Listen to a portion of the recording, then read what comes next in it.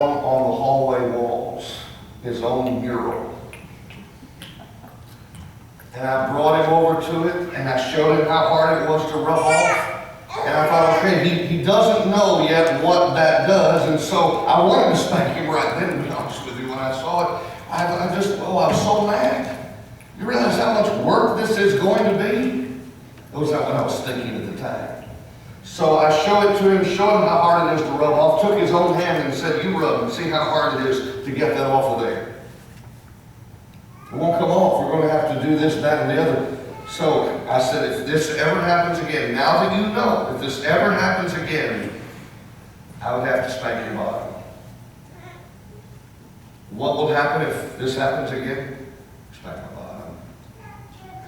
Okay. Months went by. We said, you know what, we need to get out and just have a night together, and we called the same babysitter. Called the same babysitter.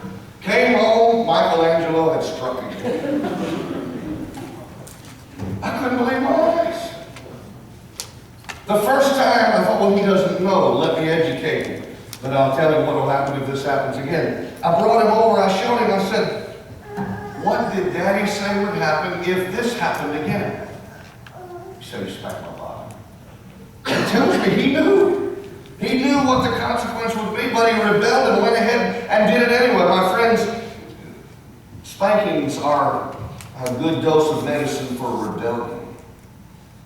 In their younger years, they certainly reach an age when we have to keep in mind there are other methods of discipline, such as grounding and other things that can be done, but there's nothing wrong with that measured dose of discipline in their youth.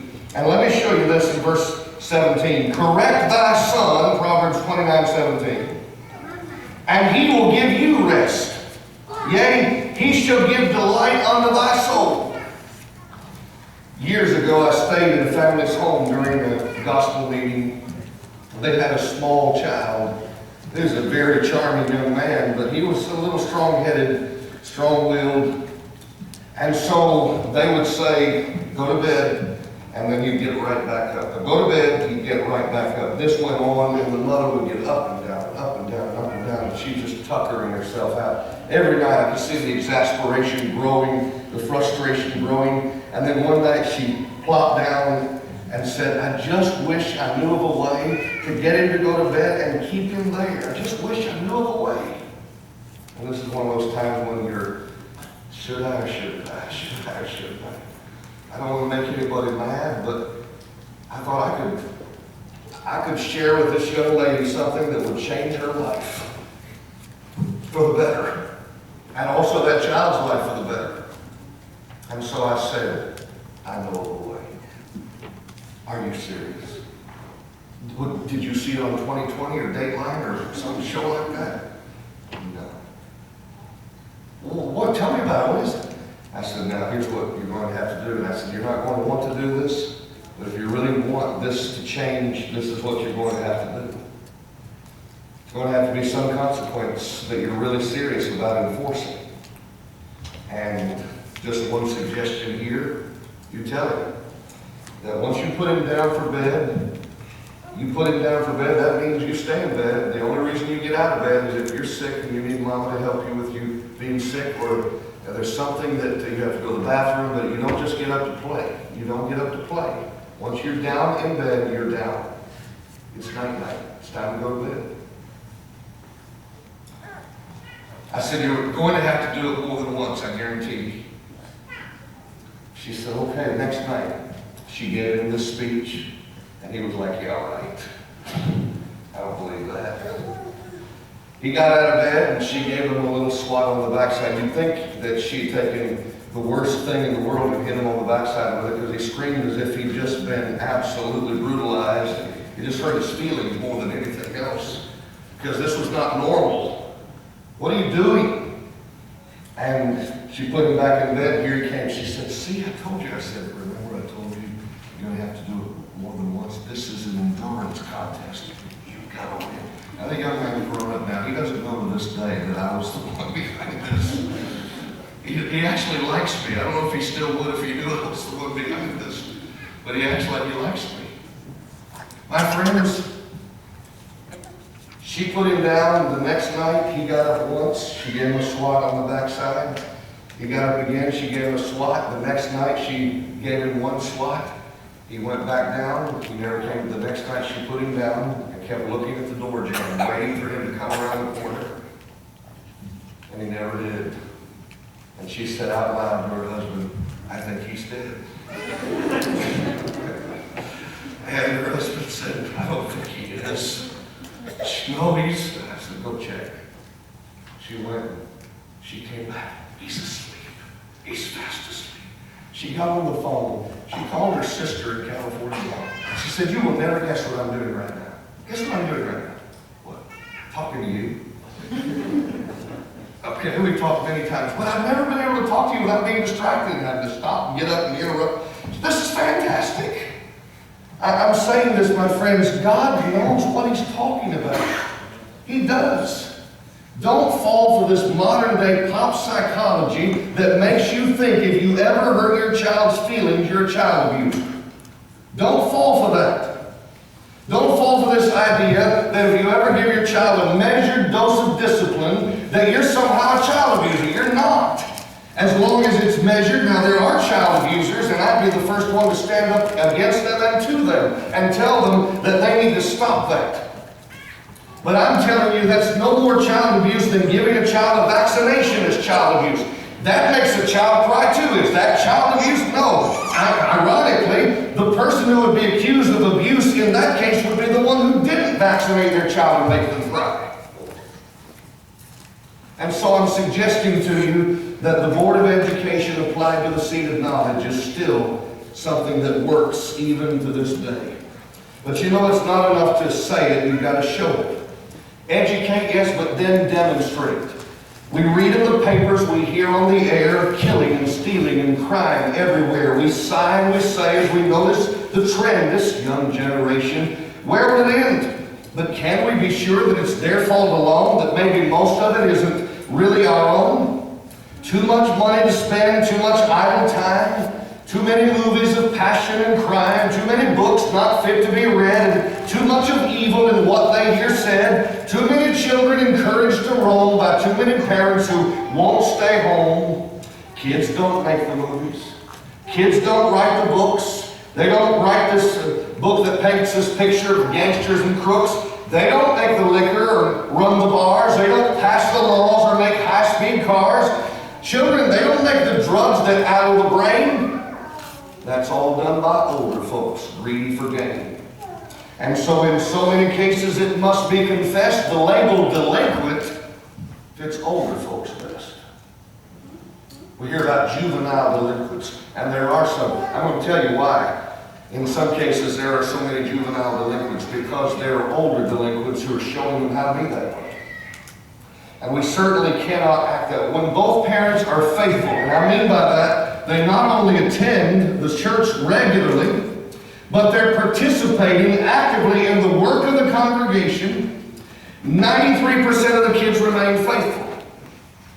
Now let me pause and say a word here that I didn't used to say when I preached on this. When I was a young preacher without children, I was like this preacher I heard about that, just got out of college, he's brand new, married, and he doesn't have any children, but he gets up and he says, "My sermon this morning, the 10 Commandments of child rearing." And even though he has no children, has no experience at raising children, he blasts the congregation for all the ways they're doing it wrong. And then he has children, and they get to the terrible twos. And they test his patience, and they're constantly battling to try to get supremacy, and he has to fight to keep it. And so he said, "I'm going to preach this morning on 10 suggestions for child rearing." And then his children become teenagers. And he sees the battle and challenge that is there when you're raising teens. And he gets up to preach and says, "My sermon this morning, 10 tips that just might work in child rearing." Now don't get me wrong. This book isn't fuzzy about what we're supposed to do. But what I've learned to emphasize that I didn't used to emphasize is, children, are you hearing me?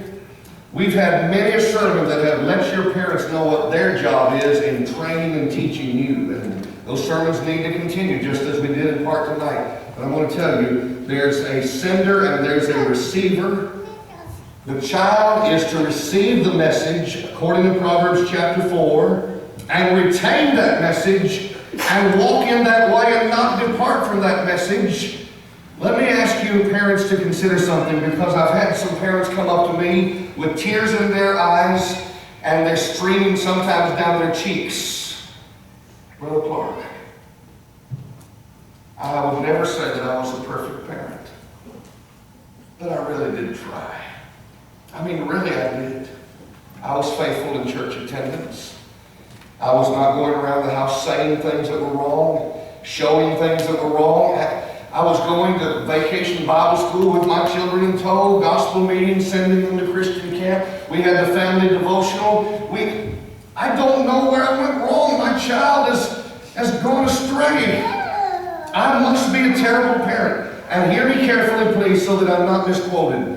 Are there cases when parents do contribute to the delinquency of their children and to the apostasy of their children? Are there cases when parents are very much responsible? Yes.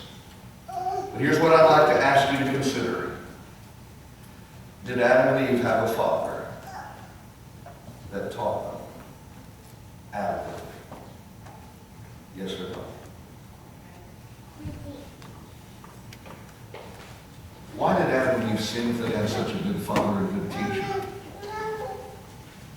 Friend, some have this attitude that Proverbs 22:6 means once saved, always saved. And that once your child is saved, there's no way they can ever be lost. That is not true. God is the best father that one could ever have. He's the best. Is there one thing God should have told Adam and Eve, that if only He told them this, they wouldn't have sinned like they did? If only He spent more time with them, they wouldn't have let the devil do to them what the devil did to them. My friends, in this case, God was a perfect father, I am not. God was a perfect teacher, I am not. If a perfect father and perfect teacher can still have the devil going after his children, who do we think we are that he's not going to try to come after ours? So you're saying it's worthless to? No, I'm saying that, look, 93% of the kids remain faithful. Here's a statistic where both parents are attending regularly and they're participating regularly. Not even 100% of their children stay faithful. God, in the story, who's the father in the story of the prodigal son? We've always said this. Who does the father represent? That's God. God has some prodigal children, and they need to come back to Him.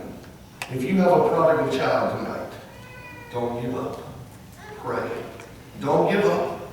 Plead, pray, and just hang in there, and hopefully this will change. If only one of the parents is faithful and active, 73%. And then watch this. In homes where only one of the parents attends and is only really mildly active in the work of the church, the number drops to 53% of the children that stay faithful after they get out of the house. And finally, this is most disturbing of all. In cases where both parents attend only now and then, and are not involved hardly at all, the percentage of their children who remain faithful plummeted to a woeful 6%. Demonstrate. And then next to last, and these last 2 points go rather quickly, participate.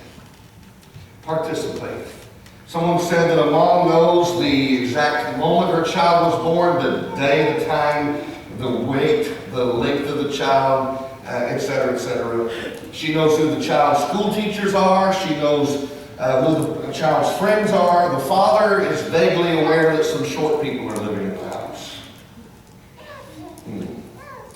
I hope that's not true of me. I want to be a father that's connected. You know, Socrates once said, could I climb to the highest place in Athens, I'd lift my voice and proclaim, fellow citizens, why do you turn and scrape every stone to gather wealth and take so little care of your children to whom one day you must relinquish it all? And students who never eat dinner together with their families are 3 times less likely to have a happy and close home life than those who regularly eat dinner with their family. Take a moment to listen today to what your children are trying to say. Listen today, whatever you do, or they won't be there to listen to you. Listen to their problems, listen for their needs. Praise their smallest triumphs and praise their smallest deeds. Tolerate their chatter, amplify their laughter, find out what's the matter and find out what's they're after. But tell them that you love them every single night. And though you scold them, be sure you hold them and tell them everything's all right. Tomorrow's looking bright. Take a moment to listen today to what your children are trying to say. Listen today, whatever you do, and they will come back to listen to you. I had a dog once. I often sat down beside my dog and petted it, trained it, chased a stick, and took it with me hunting and fishing. I love that old dog. Had a car once. Oh, it was a good old car. Took care of it. Always made sure that car had the proper fuel and oil and other necessities. That car took me a lot of places. I love that old car. I had me a set of golf clubs once. Oh, we spent many happy hours together. Always took care of my golf clubs, cleaning, scrubbing them after every round. I love those old clubs. I had a child once. Very seldom did I sit down and talk and play with a child. I didn't see that he was fed the correct amount of spiritual food. After his daily rounds, I seldom asked him how his day went. I was too busy griping about mine. Did I love my child? Time passes by. My dog died. My car wore out.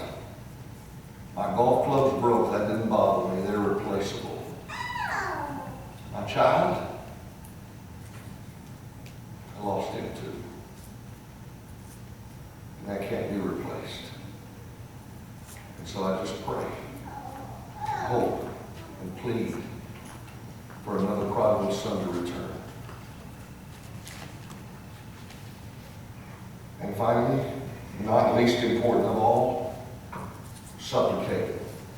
Educate, demonstrate, participate, and supplicate. Make your supplications known to God. This mother knows she's going to be a mother, and she says every night as she goes to bed to pray, God, dear God, please help me be a good mama. The couple finds out they're going to have a child. They're praying fervently for the child. The child is born. The child grows up hearing prayer uttered from the lips of his parents. Brother Robert R. Taylor Jr. tells a story about a soldier that went overseas, and he was ready to go out for a night on the town with his buddies. They had peer pressured him into it. At least he'd agreed to go, even though he knew what was coming was not good. And so he said, yes, I'll go. And he's on the way to head to the party where all this sin's going to take place. And he hears the bells ringing in town, and he does the math in his head, as he always did, quickly to say, what time is it back home, and what's going on back home? And it just so happened that when he did the math, he realized, back home, my mother, right now, I know my mother is at Wednesday night prayer meeting. I know it. And I know what she's praying. She's praying for me not to act this way. Not to be influenced to go off in this direction. The thought of a praying mother in this child's heart caused him to have the courage to say to his buddies, look, y'all go on, I'm going back to the barracks. And even though they ridiculed him and tried to change his mind, he wouldn't. My friends, I'm telling you tonight that what we need is for all of us to do is to the best of our ability what Noah did, and that is to prepare a house for the saving of the souls of those in that house. Someday God is coming back, and I don't know when. But I want to be ready, and I want my children to be ready. I want yours to be ready too. Would you please, as we stand and sing the invitation song, think about whether you need to make any corrections. Maybe you need to become a Christian so your children can see they have a mom and a dad that are both Christians now. Hearing, believing, repenting, confessing, being baptized for the remission of sins. That's what the book of Acts teaches. It's what we've shown all week. Read the book of Acts and check me out on it. See if I'm not telling you the truth. Those are the steps. Do that tonight if you've not done it. If you're already a child of God but not acting like one, you're acting like a child of the devil again, and your children, you think they don't see that? They see it. They know it. Don't let them go to bed live with the thought that my child, my father, my mother is not close to the God I love and the one they've told me to love. I want to know that we're all going to heaven together. And if you need to get right, I hope you won't delay one more second. I hope you'll march down one of these aisles and send your children a message that says, I will be in heaven, and I want you there with me too. As together we stand and sing.